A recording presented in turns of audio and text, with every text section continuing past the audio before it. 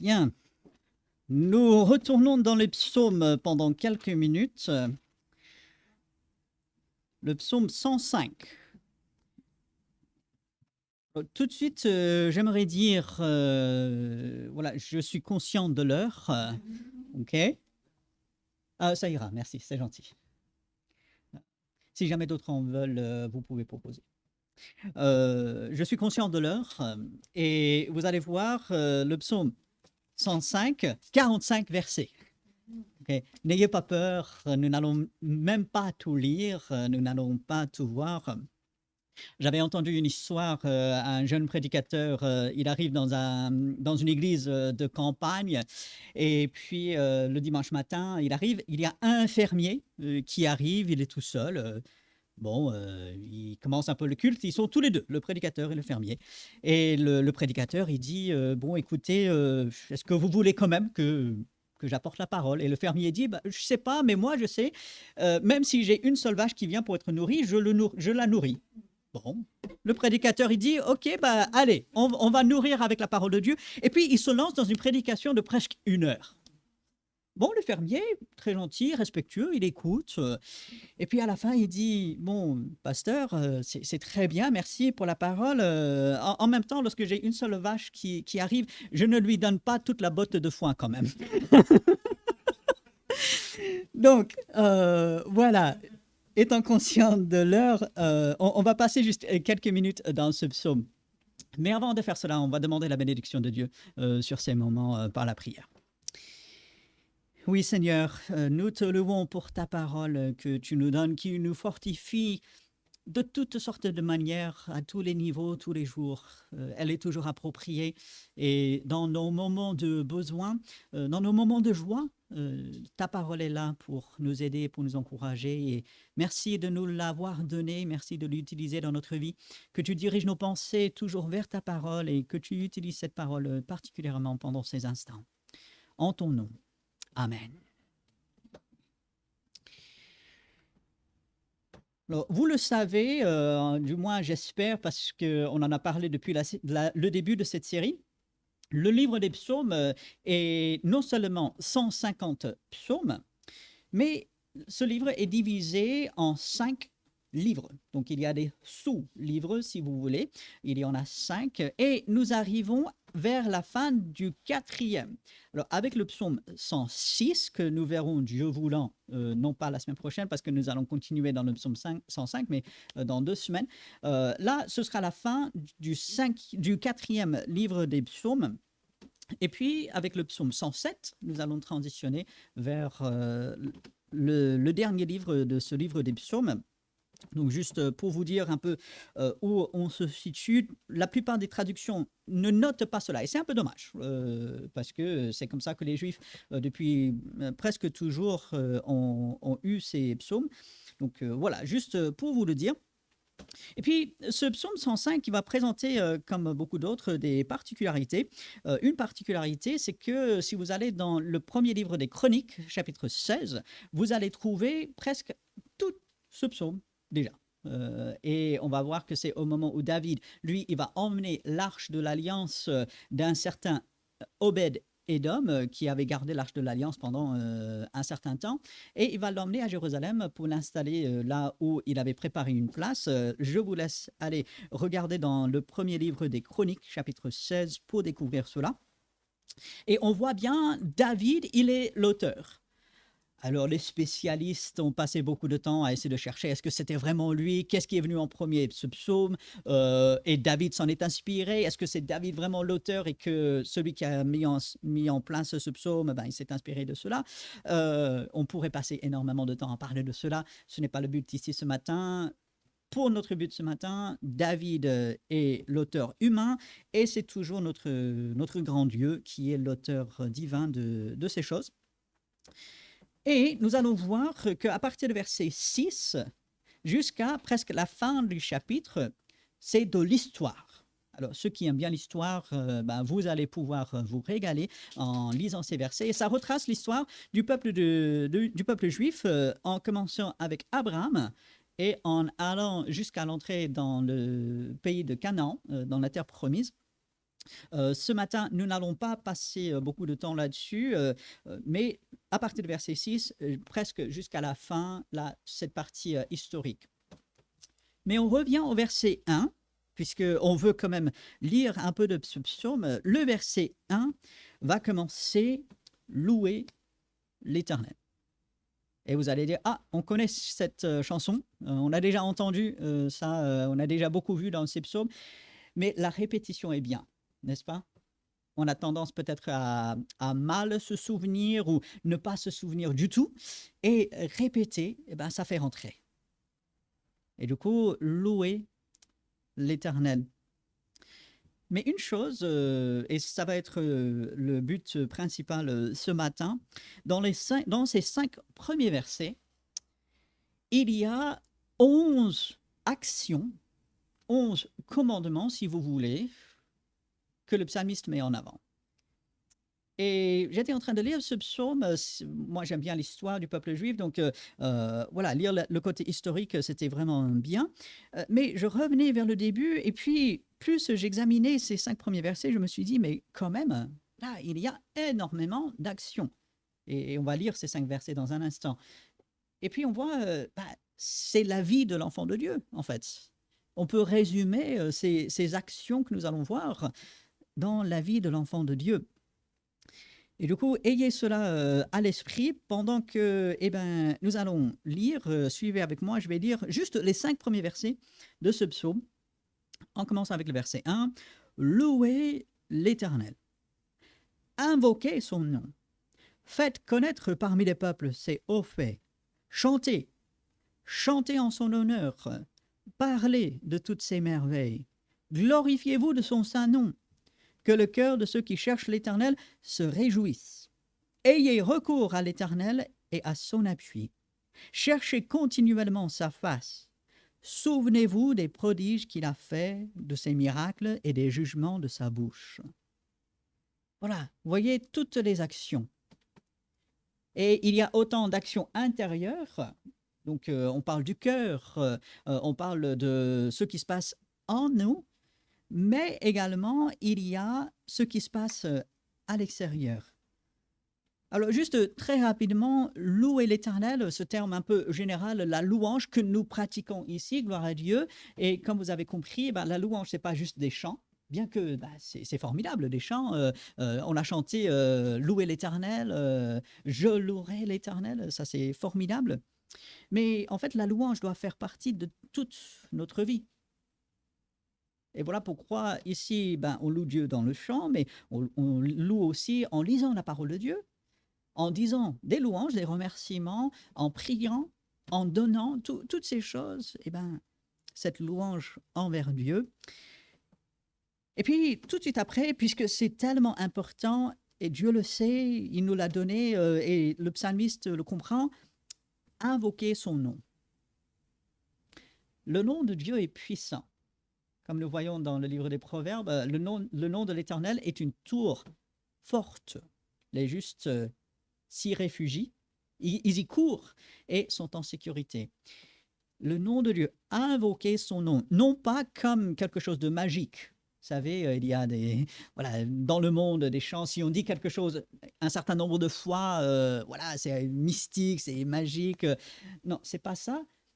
Mais le nom de Dieu est puissant. Et lorsque nous prononçons ce nom, lorsque nous l'invoquons, c'est-à-dire on le dit et puis on s'adresse à lui, il y a des choses qui se passent. Qu'on le voit ou pas, il y a des choses qui se passent. Et l'enfant de Dieu, lui, doit invoquer le nom de Dieu. Pourquoi est-ce que la plupart du temps, nous terminons nos prières au nom de Jésus, en ton nom? Bon, Jésus a dit de prier en son nom, donc on suit son exemple, mais finalement, nos prières doivent toujours être faites au nom de Dieu. Jésus a dit de baptiser au nom du Père, du Fils, du Saint-Esprit. Invoquer son nom. Invoquer, c'est-à-dire demander. On a des besoins, n'est-ce pas?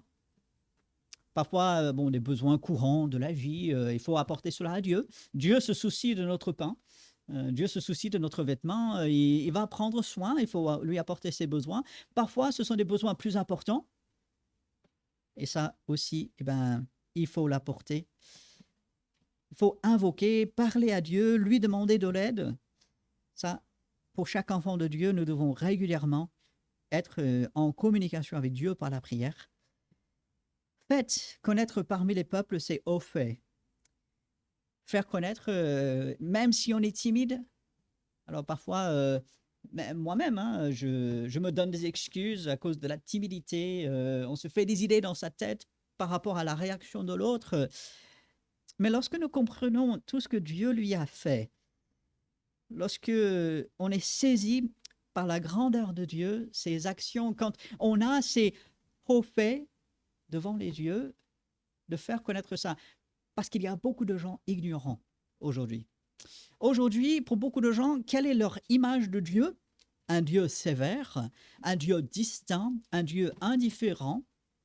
Et si nous, ces enfants, nous n'en parlons pas correctement, c'est-à-dire parler de notre Père bienveillant, notre Père céleste, notre Père fidèle, notre Père rempli d'amour, ben, comment est-ce que les gens ils vont pouvoir avoir une image autre de Dieu? Faites connaître parmi les peuples ses hauts faits. Et le verset 2, dans notre traduction, nous avons deux fois le même mot, chanter. Chanter, mais en fait, en hébreu, c'est deux mots différents qui sont proches, qui parlent du chant, qui parlent de faire de la musique. Mais ce n'est pas exactement le même mot. Chanter. Et puis, chanter en son honneur. Faites de la musique en son honneur. Et ce n'est pas simplement lorsque nous sommes ici ensemble le dimanche matin. J'ai bien apprécié ce que Marie-Flore a partagé. Dieu n'a jamais voulu, n'a jamais eu à l'esprit que l'Église, entre guillemets, soit juste entre quatre murs. Et je suis tout à fait d'accord avec ce qu'elle a dit. Nous n'allons pas à l'Église. Nous allons au local, nous allons au bâtiment. Et merci Seigneur pour ce bâtiment que Dieu nous donne. Nous sommes l'Église.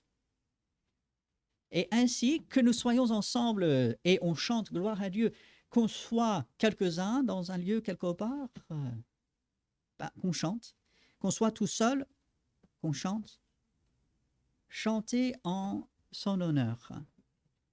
Il y aurait beaucoup à dire sur la musique, sur le chant, mais bien sûr, c'est en l'honneur de Dieu. Nos chants, quels qu'ils soient, doivent être à la gloire de Dieu. Nous le savons. Et puis verset 3 continue, glorifiez-vous de son saint nom. Et j'aime bien cette expression, glorifiez-vous, c'est-à-dire la gloire de Dieu qui nous remplit et son nom qui est mis à part, son nom qui est grand, en fait, ça rayonne. Ça rayonne partout autour de nous. Glorifiez-vous de son saint nom. Ce n'est pas pour rien qu'un des 10 commandements, c'est de ne pas prendre le nom de Dieu en vain. Dieu, il tient à son nom.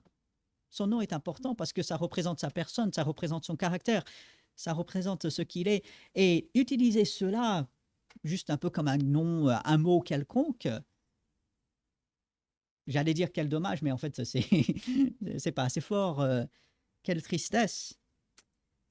Glorifiez-vous de son saint nom.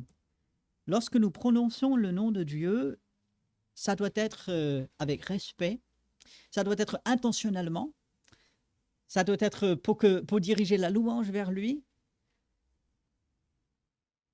Réfléchissons à comment nous employons le nom de Dieu. Et puis verset 3 termine, que le cœur de ceux qui cherchent l'Éternel se réjouisse. Je cherche Dieu. Où est-ce que je cherche Dieu?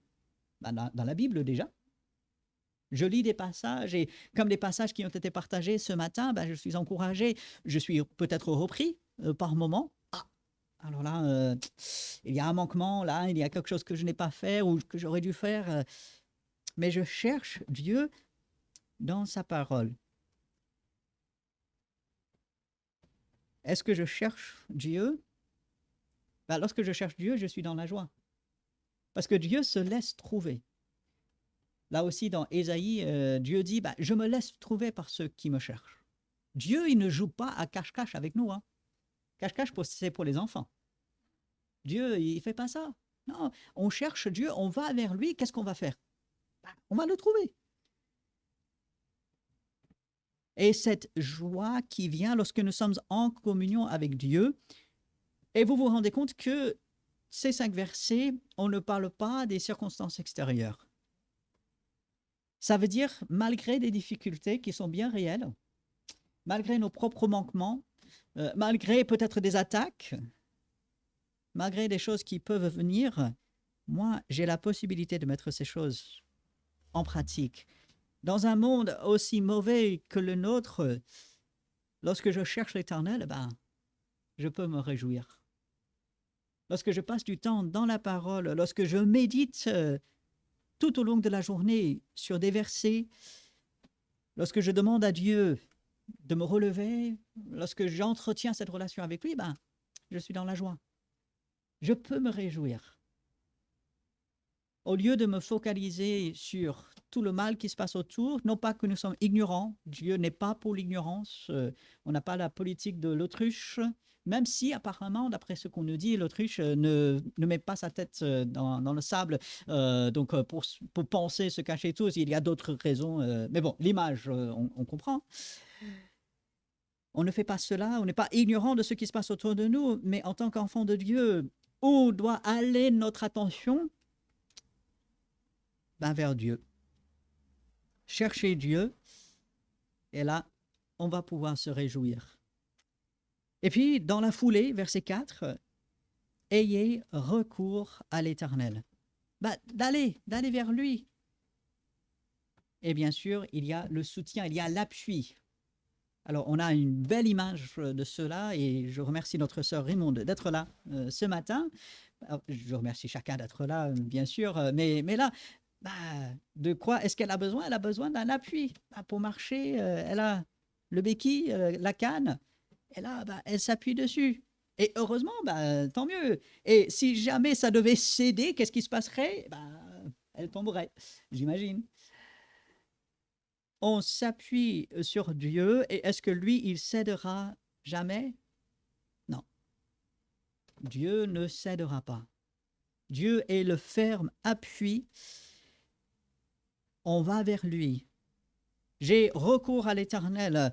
Et cette image, peut-être j'ai essayé autre chose.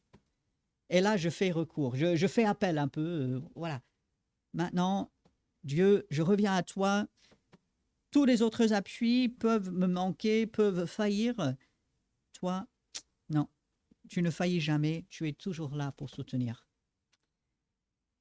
Et puis, fin de verset 4, cherchez continuellement sa face. Alors, c'est intéressant cette expression. On peut penser tout de suite à Moïse, qui voyait la gloire de Dieu. En fait, quel privilège. Et c'était au point où son visage rayonnait, et ça resplendissait tellement qu'il devait mettre quelque chose devant le visage. Il devait mettre un voile. Et ça devait être vraiment impressionnant.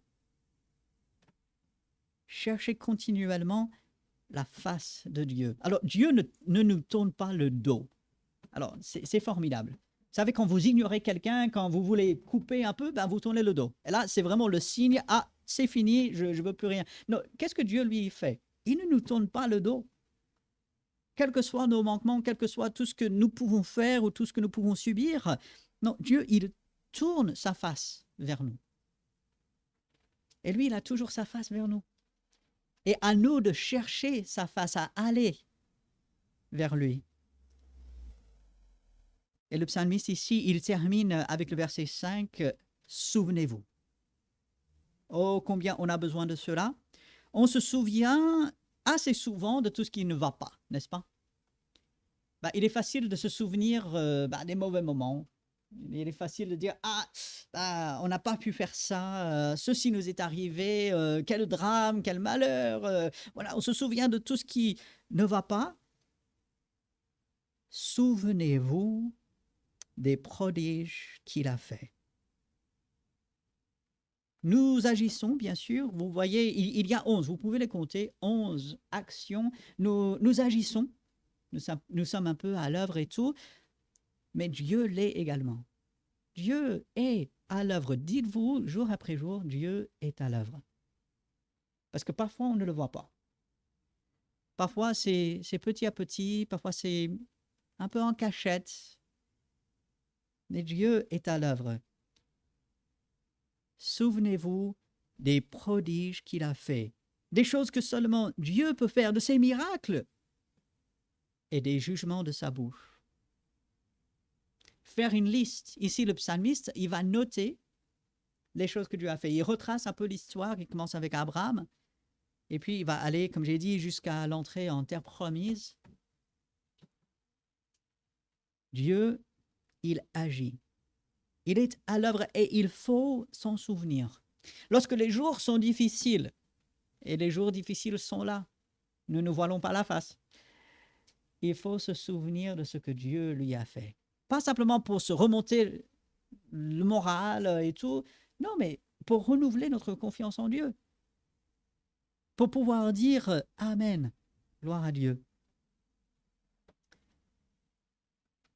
Et ainsi, ces 11 actions, ça donne de quoi remplir sa journée, n'est-ce pas? On a des journées remplies déjà, bien sûr, le travail, la famille dont il faut s'occuper, nos loisirs et tout. Mais je vous encourage et je me mets là-dedans.